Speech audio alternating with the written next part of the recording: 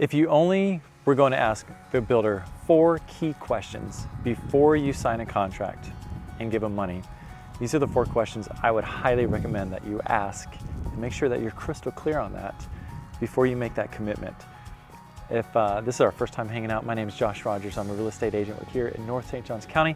My real estate team and I help the most amount of families just like yourself find, build, and buy new construction. We love what we do. We're just regular, normal people, but we have an incredible amount of knowledge and experience to make sure you're taken care of and you don't have any blind spots or make any major mistakes. So my hope is we'll be able to connect. Most families just send us a text or call me. The information is below, and I'm looking forward to finding out what your goals are and helping you and your family achieve those goals together.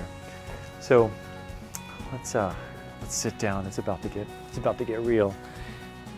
Key 4 questions to ask a builder before you sign a contract.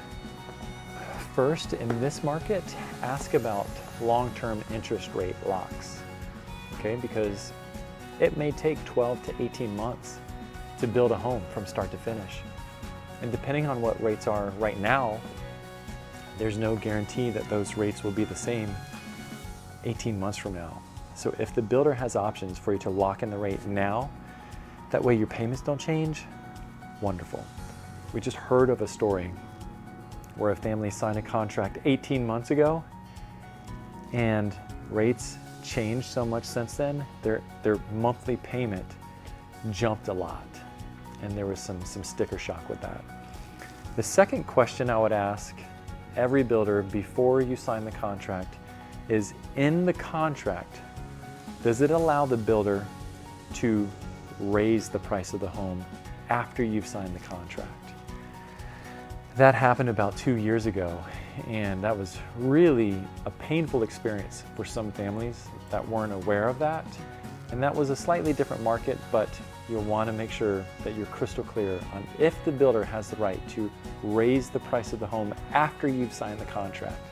I know it sounds crazy, right? But it's a thing.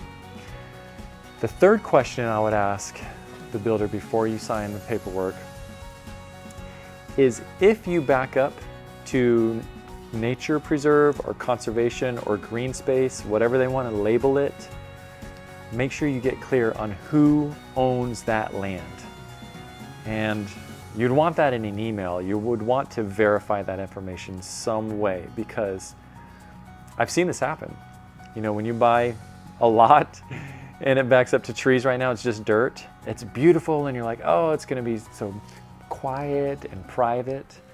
But then over the course of 12 to 18 months and your home is being built, it's developed. Like, holy cow, lo and behold, the community didn't own it, and maybe a different company did, a different owner, and all the trees were knocked down and it turned into like a storage unit, or a highway is gonna be built behind that. So that's incredibly important.